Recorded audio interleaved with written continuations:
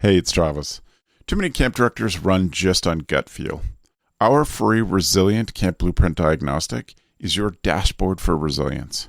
Take it today at camp.mba/Travis. Again, that's camp.mba/Travis. Welcome to the pudding. The sweet proof of research to back up what you know about camp. Hi, I'm Dr. Mandy Baker. My pronouns are she, her. And I am Travis Allison. My pronouns are he and him. And we want to welcome you once again to the pudding, where, as Mandy said, we're talking about the sweet proof of the research that exists about the camp industry. And we're grateful for the feedback we've already had about episode 1 that came out in the Camp Hacker feed. And are looking forward to doing many more. We have a bunch of these recorded. We did want to take a step back in this discussion today, to just talk about even more about what research is, what it's like, what are the different kinds of research. So Mandy, what do we need to know when we think about if people like me are damaged by college education and having to not just take stats courses, but just having to do research projects of their own and basically read a lot of research. How do we bridge that gap between the work that we do, the studies around it, and what we need to know about how people are looking at the work that we do? Yeah, I mean, part of the reason why we're doing kind of a jump back today is I woke up this morning remembering something that we didn't talk about last time and thought it was pretty important to talk about it. I realized that camp professionals and parents and staff out there who are coming to camp research would definitely benefit from having a bit of a mini session on how research works. And so I'm inviting you to climb inside a nice warm tub and soak in the warmth of camp research for just a few moments, hopefully take some of that tension away and form a bit of tenderness towards research. By unpacking some of the key ideas that make research what it is and make that different than, say, a Google search or how you decide to buy the fridge that you want to buy. It's a little bit different, and that's because there are particular parameters around how we go about doing the work and how we assess whether it's good, how we assess whether research is good and has done the job right. But to start us all off, to kick it all off, just like you said, is recognizing that there are different kinds of research for different purposes. So the different strokes for different folks is an absolute important one to remember here.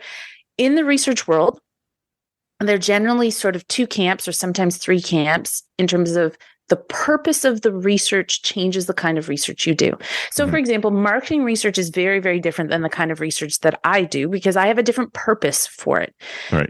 There's also marketing research is about really 2 significant bits. It's knowing who your product or service is for. So understanding your market, your people, your audience, and any good person worth their salt who produces any kind of information in the world needs to know their audience. I have a feeling you say that a lot to folks. Know your audience. Yep.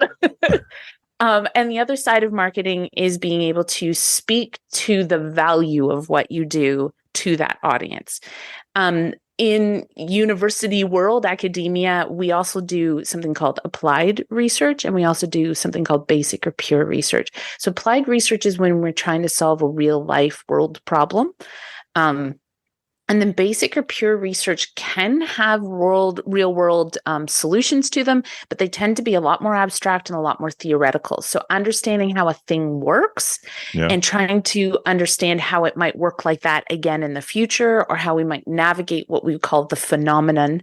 That's often what it is, that like experience, that thing we know. So this phenomenon called camp, that's when we do a lot more theoretical work. Okay. Yeah. I know that there are different kinds or styles of research. What do we need to know about that? Sure. So generally speaking,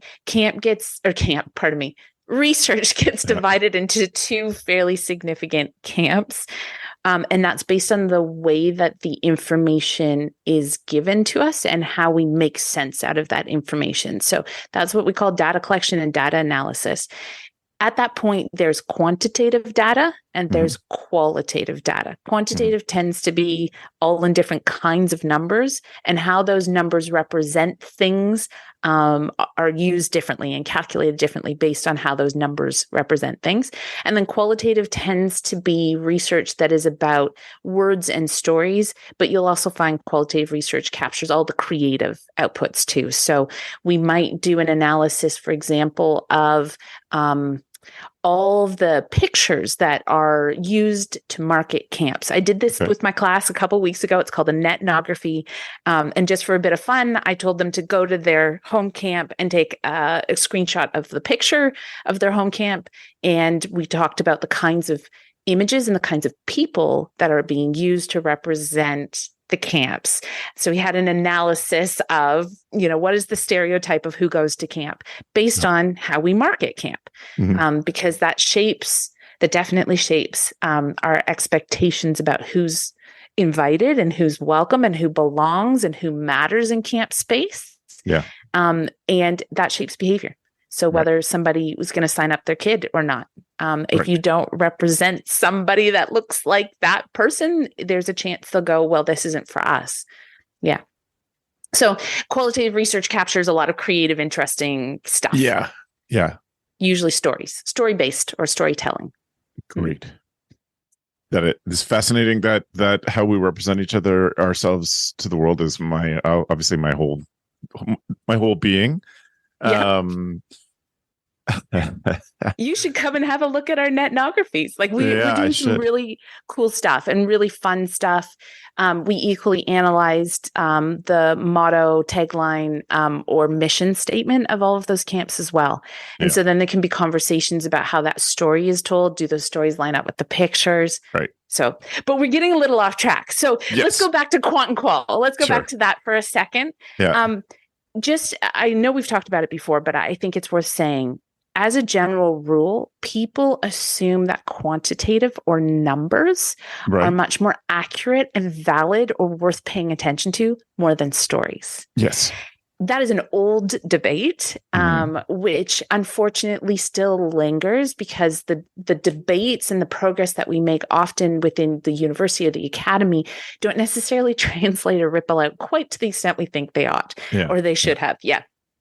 So just a reminder that even to this day, when I'm working with, say, government or like businesses, they've gotten themselves into habits of believing numbers and numbers first. Yeah. Versus stories. And so there's a couple things I want to say about this. They are two different sides of the same coin. Okay. It's about collecting information, analyzing it, and then being able to say with confidence what we learned about a thing. And that confidence extends to decision-making for that person, the person who's collecting the information. So that's, go ahead. So help me with this. I mean, I get why quantitative is easier to understand and easier to get. I mean, it's easier for everybody to picture. It's faster. I hope. And as you say, that's just cultural. That's true. Qualitative stuff. How do researchers learn from the stories? Like, how do we pick out the lessons? Acknowledging. Now, I think we don't acknowledge. Back to my limited research, but I went to a research university and was involved in some pretty serious research when I was there. We have to acknowledge that even quantitative research has biases. I think the biases, qualitative research, I think that acknowledging the bias sometimes makes us devalue qualitative research.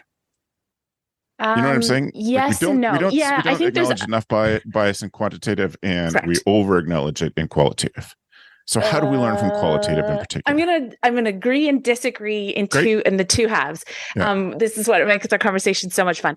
So quantitative definitely has bias. Let me tell you a little story. I love a good story to explain these differences. I am going to say this though. I disagree that by telling people about the bias of qualitative makes it sound less credible.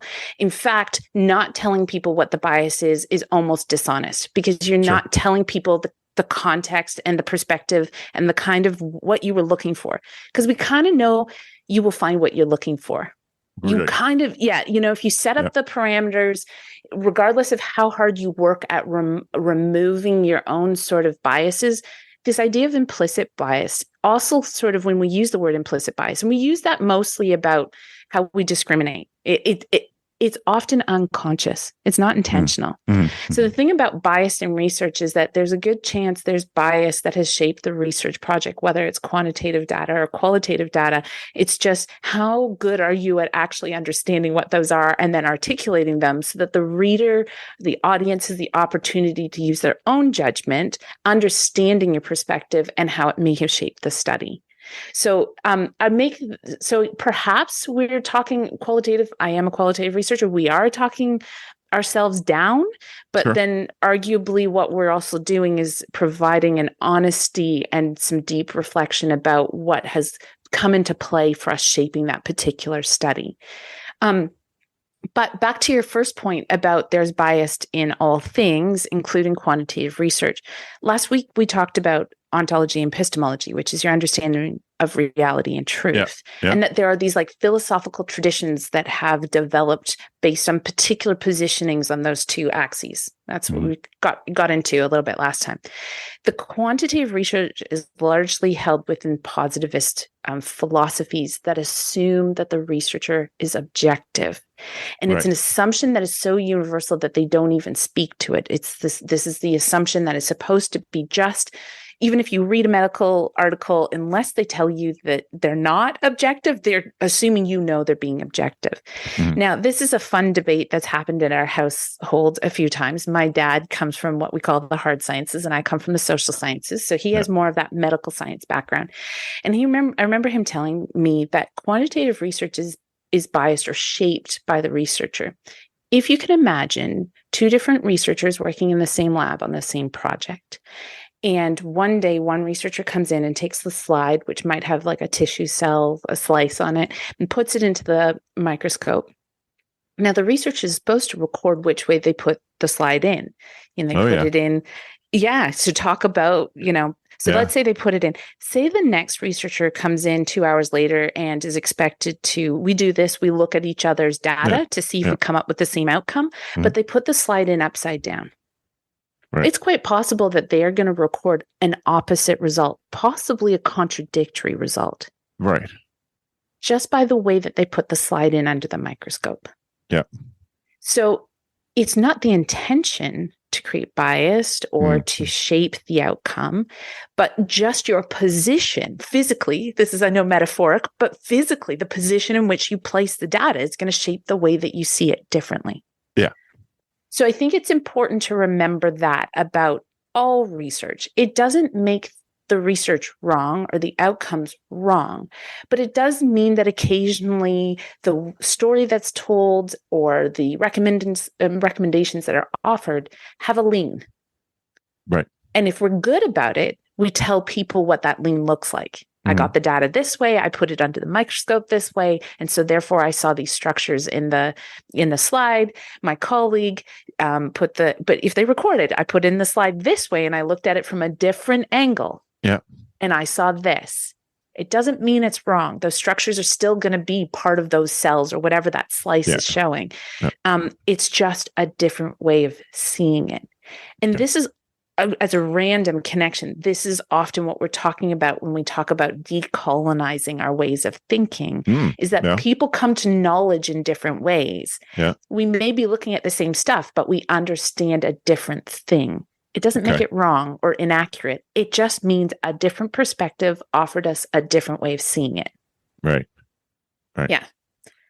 So back to the quant and qual conversation. The other big thing to know, another arguably reason why qual gets a bit less of a name is because it feels mysterious. It feels like most people are like, I can do math. I can put the numbers together and pull them apart in particular ways.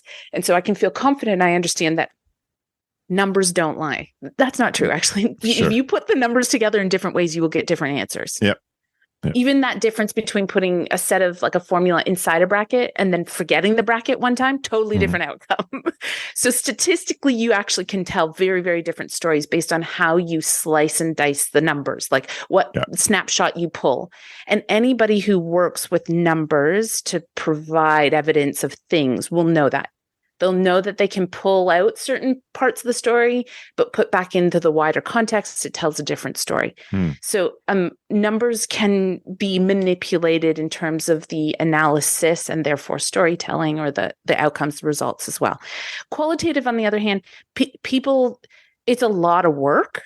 So most people don't sit down with hundreds of thousands of words and read them. And that's kind of the starting point of analysis and qual.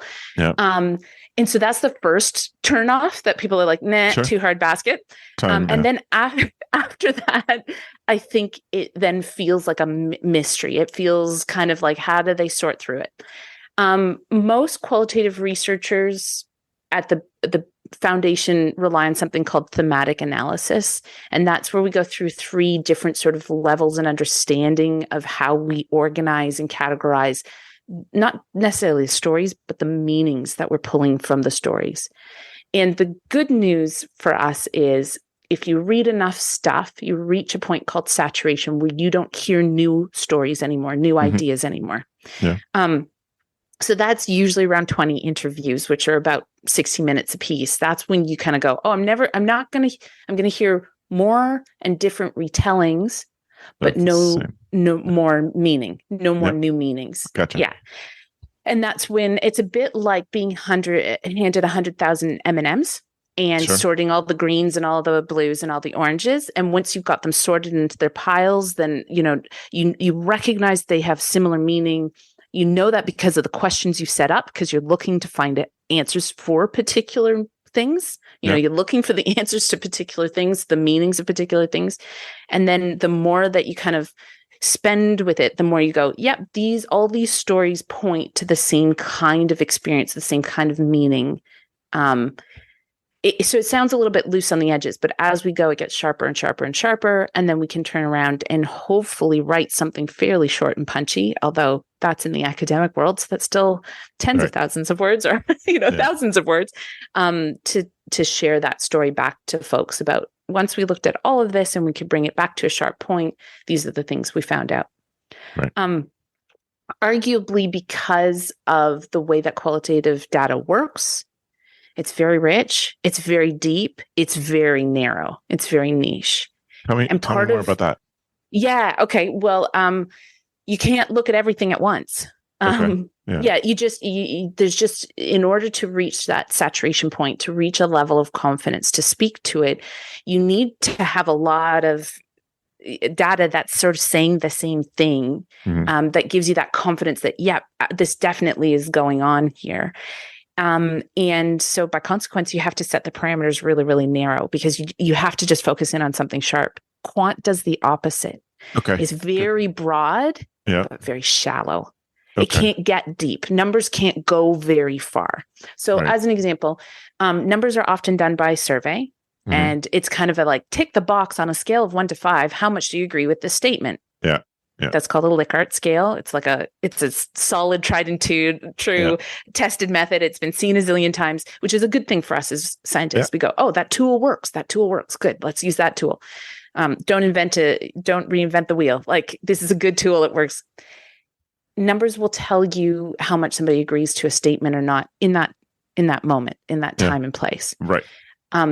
Qualitative will get somebody to tell their story of that sentiment. So on a scale of 1 to 5, how happy do you feel at camp right now? Okay. That's a quantitative question. A qualitative question is, describe to me how that happiness feels and why it's happened. So we can go deeper. We can start digging into the phenomenon. And the nice thing about the story part, I find, I'm qualitative, I'm biased, is that I can keep asking questions. So as somebody tells me their story, I can keep prompting and probing, and my curiosity can let us go deeper. And my curiosity is hopefully very well informed because I've read a lot of literature, I've done a lot of theory. So I'm coming in with all these layers of knowledge. And when they go, well, actually, my favorite bit is when we threw rotten tomatoes at each other. That made me the happiest. Yeah. Then I can go, well, tell me more. Right. I can be looking for things like, does a little bit of naughtiness or mischief make kids feel great? Because it kind of does. Sure breaking does. these rules. Yeah, like a food fight. My goodness. I listened to 3 children on a car ride this weekend talk about like how you get to do food fights when you get to high school.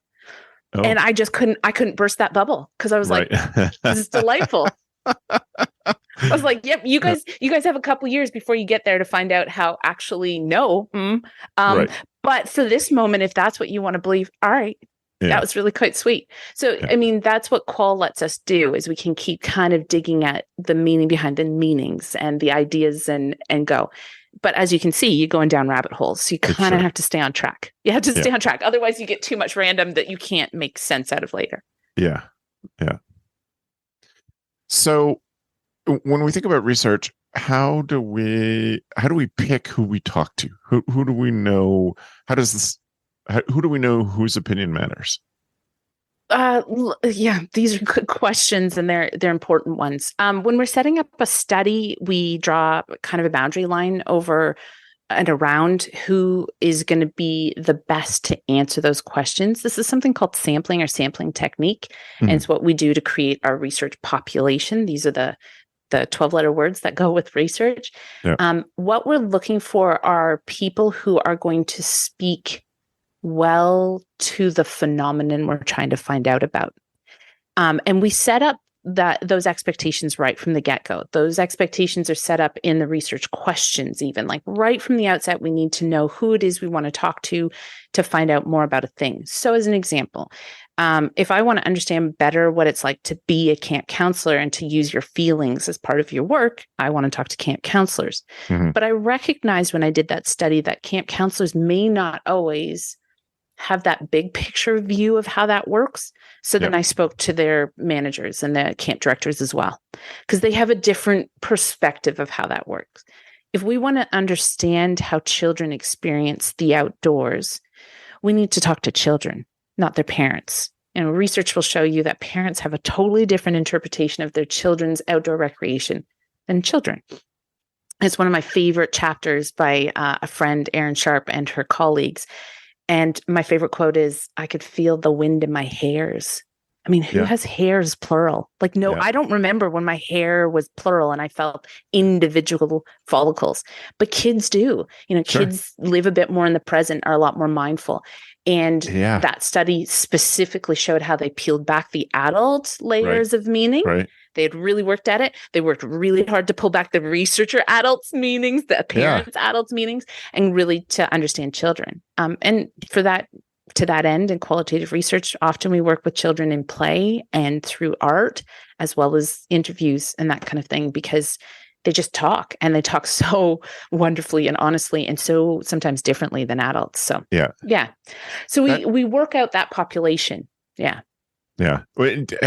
Just your hair story reminds me of something.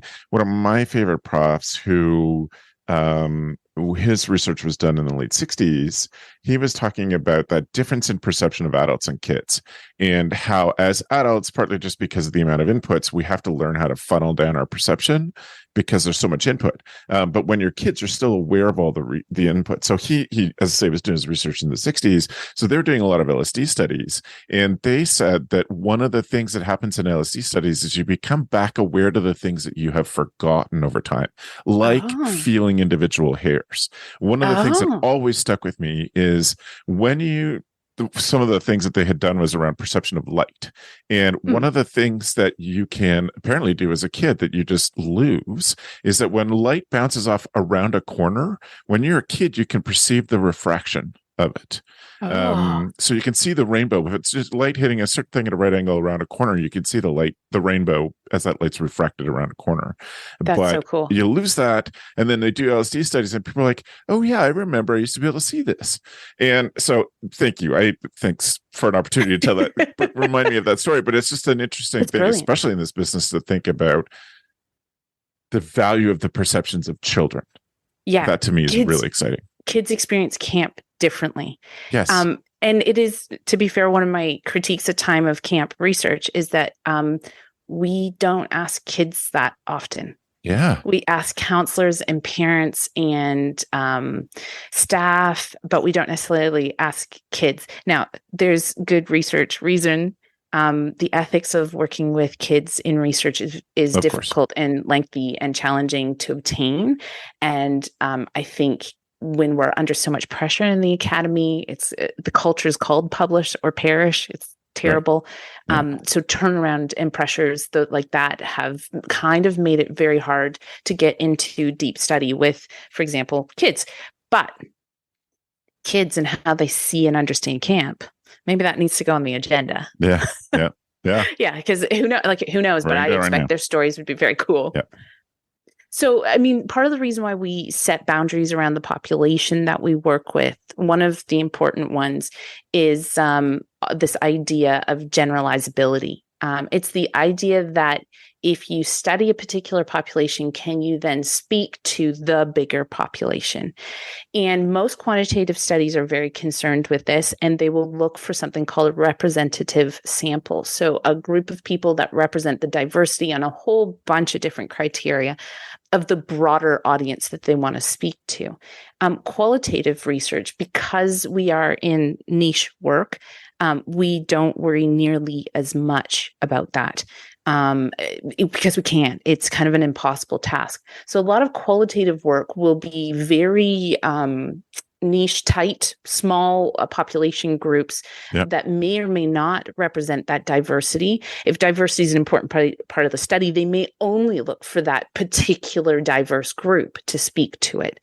And then unlike quantitative research, which is often, generalized and then can be said, well, if it's true for these people, it's true for all of these people. Qualitative say these are the lessons that we can learn from this and look to apply with other populations thoughtfully or intelligently. So, I mean, that's one of the big and important things. And part of why we wanted to have this conversation today was to remind folks that different styles of research are done for different reasons, but they don't necessarily offer you a single golden Willy Wonka ticket answer that can be applied everywhere or universally. And these are some of those, again, problems that show up is when research is interpreted into, marketing output or narrative, when it's shared back into the world. Often the findings and the dynamics and the subtleties and the nuances of those findings are flattened and they're taken out of context. So it doesn't mean that the information you're getting is untrue, but you no longer know what the context of its truth is, if that makes any sense. So when you see little snippets or that says camp is this, my reaction is always, okay, within what context? What are the parameters? How does that connect? How can I look at it from the perspective in which that was true so that I can draw away the learning from it to put it into a different context or into my particular operating context. And that's when we talked about the idea of using proof, pudding and proof. It was to do it with tongue in cheek, but to remind our listeners that there is no singular golden answer. There is good information that you can use with confidence, but knowing its context will help you interpret it into your own. Right. Right. Okay. I want to wrap up with one question now that we have I don't know how I'm thinking of it, but we've torn apart what research is and what it can be, and what we have to think about. Where do campers go to get good research now that we know? I think the purpose of this very discussion is to say research, as you say, not the golden ticket. It doesn't answer everything, but still, we need research to do our job well, I believe, or you and I would not be having this conversation. Where do we go to find the right stuff? Absolutely. Yeah. Look, I think research gives you confidence in backing you up on the things you're doing well and in giving evidence to it. It gives you confidence in decision making and running your camps and calling the shots. It gives you innovative, new, novel ways of approaching. So practice and language about camp and what, really the world we're evolving into and the context in which camp is actually trying to exist. So research can provide so much. And I really love when research changes head thinks, even just by a couple of degrees, Yep. because it brings on such new, wonderful things. So yeah, how do you find research? Well, whenever I'm talking to folks, the first thing I ask is, do you know about Google Scholar? It's a search engine that is run by Google and uses the same intuition as Google, but it's a database that is extremely wide throw of the net on academic publications. So you don't have to learn some special database language and plus symbols and so forth. You search just, that yeah, just search the way that your brain is used to. If you're used to that kind of Google search intuition, it will show you a ton of answers, and you can use the advanced search tool. The problem with Google Scholar is if you don't have access to academic databases, you'll see that a lot of them are locked. So what you can do is you can access abstracts. You can read the little blurb about the study and decide whether or not it's worth pursuing getting the article. If it is something you want to do is get the article, then you can sometimes write directly to the researcher. I've definitely had people write to me, and I send them the published copy. Yep. And there's also a few other things like ResearchGate and academia.com. These are different platforms that researchers will upload what we call preprint. So it gets us around some of our copyright, and you can get access. Yeah. The other thing is to look for journals that speak to your field, in this case camp, that are open access, which means that they don't charge any fees for you to reach their publications, where a lot of academic journals are behind paywalls that university libraries pay for. So academics, if you know somebody who works in a uni or as a student, then maybe they can pull it for you. But finding journals that don't have paywalls, it's becoming more and more common. Some researchers will pay for their access to be free. So my university might pay a fee so that my journal article is always free and open for anyone. In particular, the Journal of Youth Development is open access, and it publishes great stuff on camp all the time. I was reviewing an article just last week, and I'm so excited for the world of camp to get their hands on it, because it's all about doing DEI and doing it well and who's doing what. And it has so many good ideas and such good explanation, and it's good structure about how to go about doing it at camp specifically. So watch out for that, because that one should hit the ground. We can talk more about it when it hits publication in another couple of months. Other sources of finding good research, often governments will produce what we call white or gray literature. They're short reports that summarize stuff that's going on in a particular industry. Knowing how big camp is financially in North America, you would expect that provincial, state, and sometimes federal reports will be made. You can also look at peak organizations like the American Camps Association. They produce a couple of reports. They're quite significant, at least once a year. So the most recent one that came out, there was one a few months ago that's called the Summer Camp Impact Study. But the most recent one in the last couple of weeks was about like the economics of the camp market. So what families have what money and are able to pay in going to camp.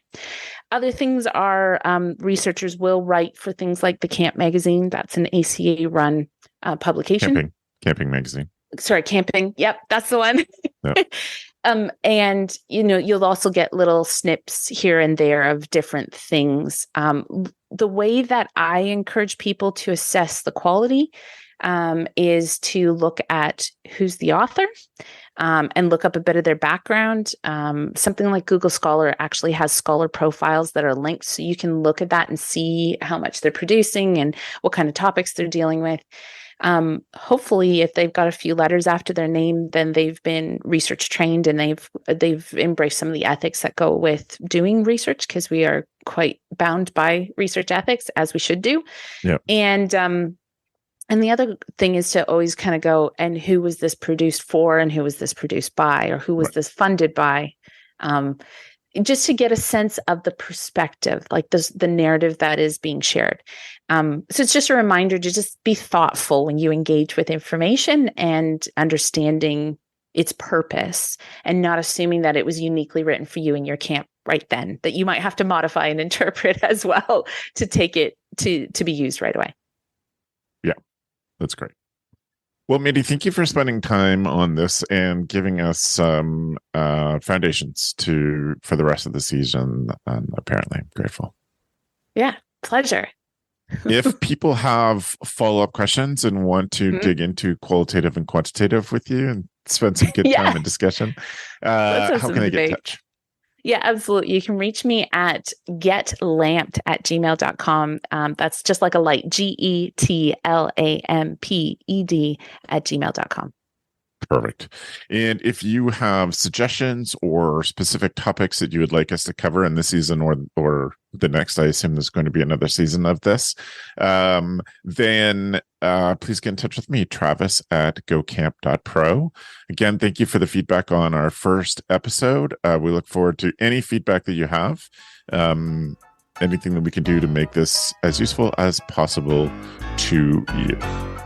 And if you didn't know, now you know, Camp Pro. Go Camp Pro, way beyond the basics. Hey, it's Travis. Camp directors often tell me they're just too tired to take on anything new. That's exactly why my free Resilient Camp Blueprint Diagnostic exists. It doesn't add work, it shows you progress. Quick, free, repeatable. You'll know if your systems are paying off without the guesswork. Try it today at camp.mba/Travis. That's camp.mba/Travis.